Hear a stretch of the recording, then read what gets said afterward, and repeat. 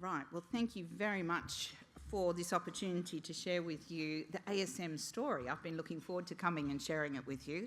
There's a lot of talk about critical minerals in Australia, but less talk about critical minerals in New South Wales. And we really pride ourselves on being the premier critical minerals project in this state, so really nice to have this opportunity to talk with the New South Wales Mining Club. So, ASM, we are building a rare earths and critical minerals business, a global business, to provide those high-tech metals that are needed to support the clean energy transition. And our strategy is to go from mine all the way through to metals. That starts with our project in Dubbo in New South Wales. We have an advanced project there where once it's in production we will mine, but we will also do the midstream processing. We will mine it, we will separate it and refine it into a suite of high purity oxide products. And those products can either be exported directly to off-takers into their supply chain, or given that that supply chain at the moment really doesn't exist outside of China, we have also made the commitment to providing the next step in the supply chain as an option for our off-takers by taking it through one of our metals plants. The first of our metals plants we've already built, it's already in production in South Korea. And we are making there the neodymium praseodymium metal, as well as the specialist alloy, the NdFeB alloy, that is the primary feedstock for the production of those high-performance magnets that are an essential component in the electric vehicles, in the wind turbines, and in a lot of the advanced technologies. So the obvious challenge is if we're already in production in South Korea, but we're advanced but not yet in production in Dubbo, where are we getting our feed from? And the initial feed that we used for commissioning in Korea was feed from China, but we've been working with a number of other third-party providers to be able to source non-China third-party oxide for that facility, both as an interim prior to Dubbo coming online, but also as a permanent supplementary feed, so that when Dubbo comes in, then it will support us continuing to expand our metallisation capacity. And indeed, many of the off-takers that we're talking to for off-take with Dubbo are asking us, you know, the off-takers we're talking to in Korea are very happy for us to expand the facility longer term in Ochang in Korea. But the off-takers that we're talking to in other jurisdictions, particularly the States and in Europe, are asking us, can we replicate that facility that we have in Korea in their own jurisdiction, which we certainly can. So that's our strategy for ASM. So this is our metals plant. There's just a little video here just so you get to have a snapshot and look at it, because I have a lot of people ask me, you know, we hear a lot about how this is done in China. It's very dirty and very agricultural. And I just want to give you that view of, you know, we've got a very, very well-run, clean plant there in South Korea that has that we're very proud of. We built it and commissioned it through the COVID years, which was super challenging. But we have been producing that neodymium praseodymium metal, the light rare earth metal, and delivering it to a local Korean customer with regular deliveries since September of 2022. And what we're really focused on here now is the ramp up. So the design capacity of this facility is 3,600 tonne per annum of the alloy material. We have installed capacity here at the moment of 600 tonne per annum, and we are just working through the customer validation process to first fill that capacity, and then it's a pretty simple job for us just to replicate units to build out the rest of that capacity up to design. So that's what we're focused on, growing that customer base. The customer base that we really want is more for the alloy product. Whilst we can make the metal, and we're making a very good high-quality metal these days there in that facility. Really, the margin product is the alloy product, and so we're working with the magnet producers. The magnet capacity outside of China is being established. It's being established slowly, would be my comment, but it is being established. And we're working with over half a dozen non-China magnet producers currently either established or emerging, working through that product validation process. But it is quite an involved process. The magnet producers each have their own IP around their specific specifications that is linked with their specific customers and the products that they're making and what their customer requirements are. You have to do quite the dance just to get into sufficient trust for them to give you the spec so that you can then start the process of demonstrating that you actually can produce it. So it is important that you've developed really strong relationships with the magnet producers, and we are 18 months into some of those validation processes now with some of those producers. And in fact, a milestone for us that we announced just a couple of months ago is that now with 3 of those, we're at the final stages where we've given them the commercial size samples, the 500 kilo samples that are the last stage in the testing process in their validation processes prior to being able to start moving into commercial orders. We also are working on, in parallel with this, we're working on broadening our product range. We, in addition to having our ops team there in Korea, we have for many years been working with a research group. We were initially in a joint venture with one of the Korean universities, working with them to develop metallisation technology and IP to be able to metallise successfully this suite of products. And when ASM was listed, we acquired that JV as a fully owned subsidiary, and all the IP and personnel came with it. And that team is now co-located in Ochang with our production facility. And we are currently doing the final trials for the dysprosium and the terbium. They are the heavy rare earths as opposed to the lights. We're doing the final trials on metallisation of those products and expect to be ready for commercial production next year.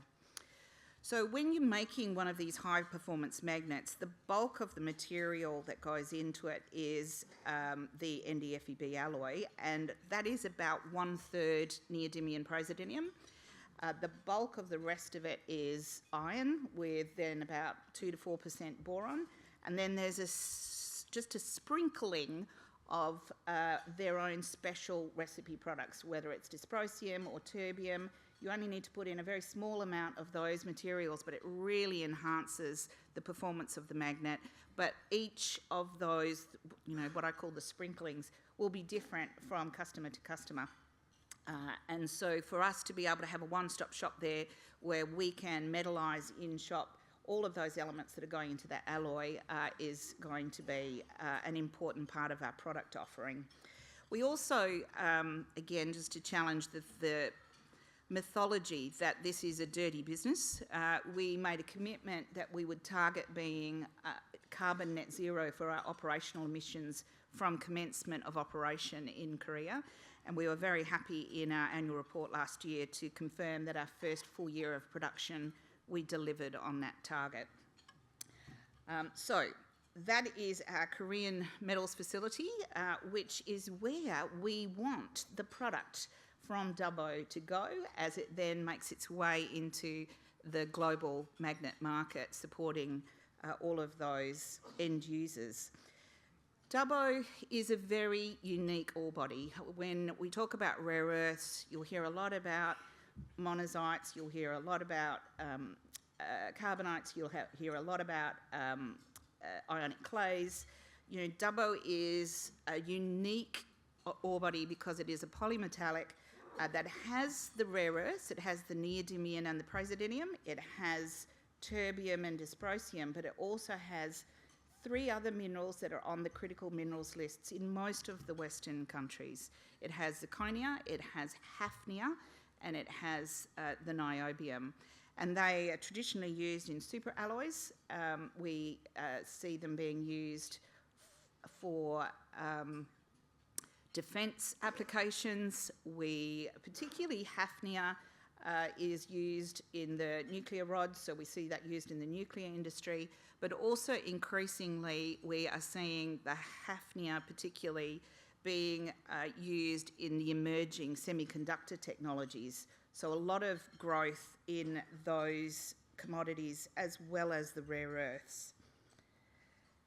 And this is a project that has a long history. We have been working on this project for a long time, and what it means is it is one of a very small handful of projects globally that are genuinely construction ready and are genuinely able to be in production, providing the materials that the industry needs by 2030 to be able to meet the predicted step change in demand. We have got a 20-year life of mine based on the reserve there, but already identified an additional 50 years of resource there for that ore body. So it is a multi-generational project. It crops at surface. It's a sort of a shallow lozenge, so it's a very straightforward open pit, more of a quarry really than a mine. And really the mining is the least costly and least complicated part of the whole endeavour. The real challenge for this project was taking that ore and separating it so that we could make all the discrete products because of its polymetallic nature. And so we've been working with ANSTO for over 17 years to develop the flow sheet. Over 10 years ago, we invested in a demonstration facility in the location there that ANSTO have at Lucas Heights. And this is a comprehensively tested flow sheet. I would be confident to say it is the most comprehensively tested flow sheet of any rare earth project in Australia. We've had a lot of government support along the way from both state and federal. With just in the last 18 months, we've had $17 million in grants that are helping us with this development work. We have got all the approvals. So, Stephen mentioned before the challenge for getting your approvals in place. We have the advantage that we've done all that work. One of the things that I will often speak to with government is they say, well, what can we do to increase Australia's competitiveness with being able to enter into the critical minerals industry globally? We need to sort out the approvals. There's no doubt they need to sort out the approvals. But if you've got a handful of construction-ready projects that already have their approvals that can't get into production because they can't get funding, then I would argue you need to sort that out first. Otherwise, all you're doing is bringing up more construction-ready projects that are going to be sitting there not producing. So really, a lot of the emphasis at the moment for us is on talking with off-takers and talking with funders, both government funders particularly, as well as private and commercial sort of off-takers to come in and fund this project to get it into reality. Just before I move into funding, I just want to talk about some of the work that we're doing on our flow sheet in more recent times, because even though we've done a lot of work on this to date, we continue to challenge ourselves on it. There's an enormous pressure on these projects with the capital escalation in the Australian environment at the moment. And just on that previous slide, I didn't touch on it, but this project's got very strong financials based on the economics that we released in December 21, with over 23.5% internal rate of return, and throws out really good cash once it's up and going, but it does have a $1.7 billion capex.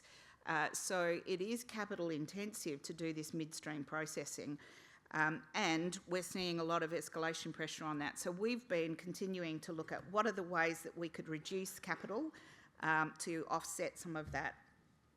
And what we've seen in recent times is some really promising developments with our niobium and our hafnia circuits, where we've identified ways that we can simplify that flow sheet. We've demonstrated that. We just released the results yesterday, and we are now able to say, yes, we'll be able to reduce the CapEx and OpEx of those circuits in the final flow sheet that we go forward with. And we've got an opportunity that we've identified for doing something similar with the rare earths deposit, the rare earth circuit rather. So we'll be working on that in the coming months. But that final work is critical for us in before we take the step with Bechtel to move into the feasibility study. We've been working with Bechtel for a little while. They've just completed the non-processing infrastructure study work, which has been very helpful, and we awarded earlier this year the BFS, the final feasibility work for the processing. And what has been an enabler for us is, because I'm sure you would know, we talk about the valley of death in these final steps of trying to get funding to do that final engineering before you actually get into production. But the US government has been very interested in our project and has given us a letter of interest for up to $32 million to help us fund this last phase of engineering prior to taking FID. So we're just working with US EXIM at the moment on finalising that funding arrangement prior to commencing that work with Bechtel, but also doing this work with ANSTO in parallel to really make sure that we're optimising that flow sheet before we settle on the scope for that final feasibility work.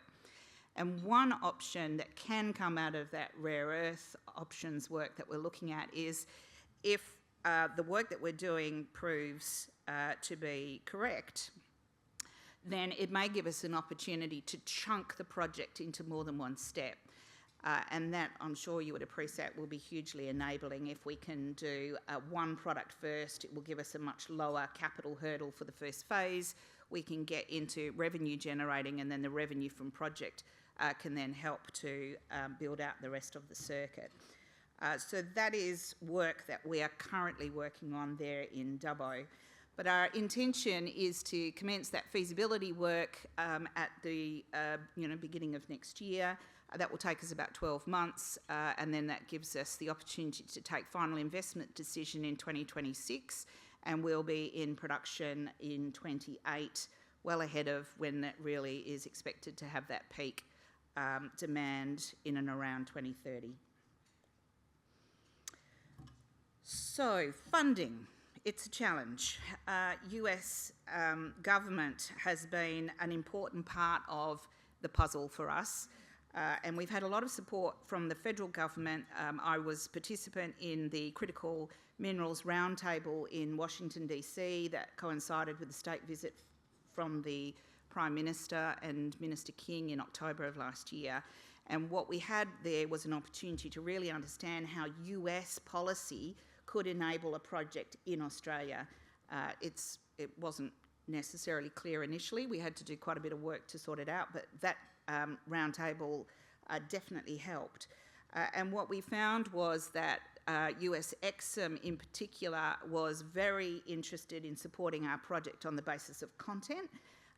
And we were already working at that point with Bechtel on the non-processing infrastructure. So it was really coming back from that meeting in DC that we sat down with Bechtel and put together the proposal both for the engineering, final engineering work to be done with accessing the product that US EXIM provide for that final bit of engineering, which eventuated in that letter for the 32 million US that I was talking about.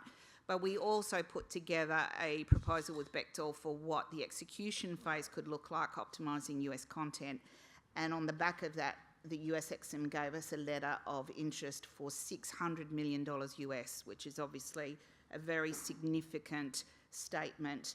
And in fact, that's the largest commitment that US EXIM have made for any critical minerals project globally, and it is the largest commitment they've made for any project in Australia. So that's exciting. We're enjoying working with them. We're working our way through the process with US EXIM to develop the term sheets for those. We also got a letter of interest from the ECA from Canada not long after for $400 million Australian, again, based on content for the execution phase, and that joins the letter of support we already had from the EFA for $200 million. So we're feeling very confident at the moment around being able to get the debt part of our funding stack together. These are all based on content. We know that we will also be able to access ECAs, particularly in Korea and Europe, on the back of offtake. So we know that we've got a strong competitive tension in there around building up the debt side. The challenge then continues to be the equity piece of that funding. And so that then, again, in the first place, we're really looking to leverage what's available from governments. And I think, generally speaking, because these are capital intensive, because you've got a real challenge that you can't just get a project up in isolation, because the project can't go anywhere if the rest of the supply chain has not been established simultaneously with it.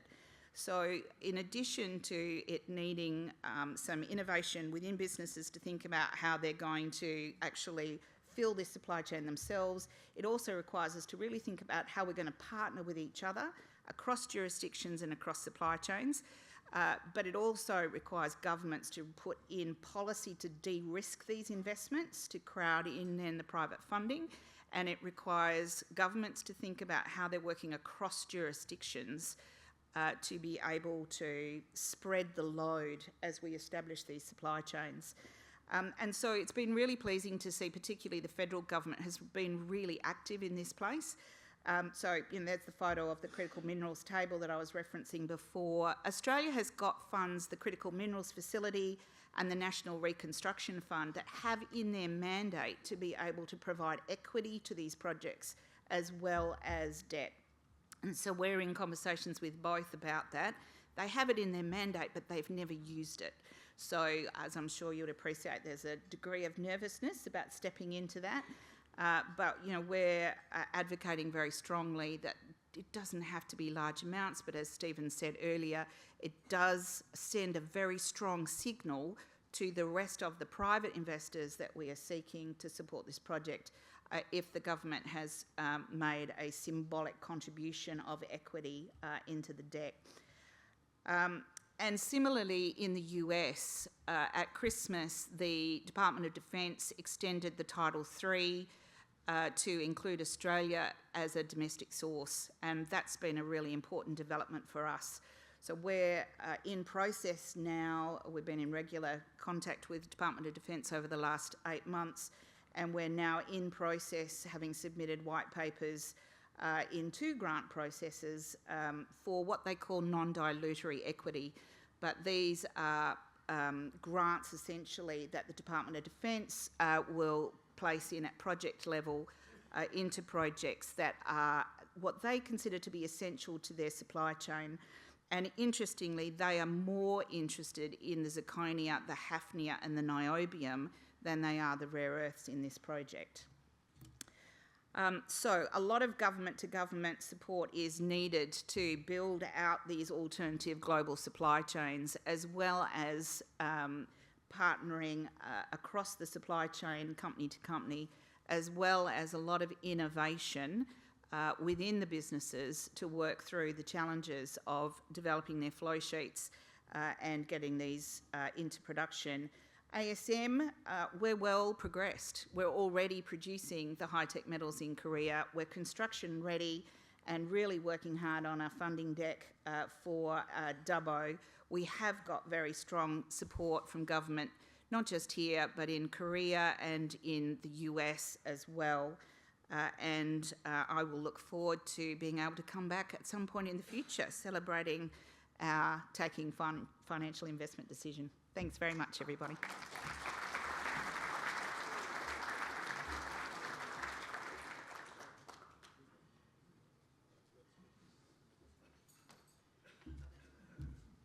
Thank you very much, Rowena, and we'll have a chance to ask some questions of Rowena a little later on, so I'm sure there'll be plenty of interest in that too. Before I introduce our next speaker, just an update on our founder, Julian Malnick, who I know many of you know very well. Some of you may be aware that he's currently recovering from surgery in Brisbane. He has had a knee replacement last Friday. I don't know if anyone in the room has had a knee replacement before, but judging from the pictures he's sent me, it does look like a very painful process. And judging from the messages he's been sending myself and Will, he's clearly on a lot of painkillers. He's recovering well, I'm told. But what I thought would be nice to do, with your indulgence, would be to get a selfie of myself on stage with the room giving Julian the thumbs up for a speedy recovery. If you wouldn't mind doing that, I think it would be a lovely gesture that he will appreciate. So can I ask you all to give a big thumbs up, and I'll send it to him when I sit down. He'll love it. We'll never hear the end of it. So. Okay, on to our next speaker, Mr. Ron Douglas from VHM Limited. Ron has extensive experience across a range of executive and operations roles over 40 years within publicly listed global mining, energy and manufacturing companies. He has been responsible for multiple major projects in mining and engineering and construction companies, and is highly experienced in international operations and compliance knowledge, having lived and worked in the Americas, West Africa, the United Kingdom, the Netherlands and Australasia. So you must have gone through a few passports there, Ron. He's held several board positions for publicly listed companies, was appointed non-executive director to the VHM board in August 2023, and assumed the role of CEO in February 2024. Will you please join me in welcoming Ron to the stage?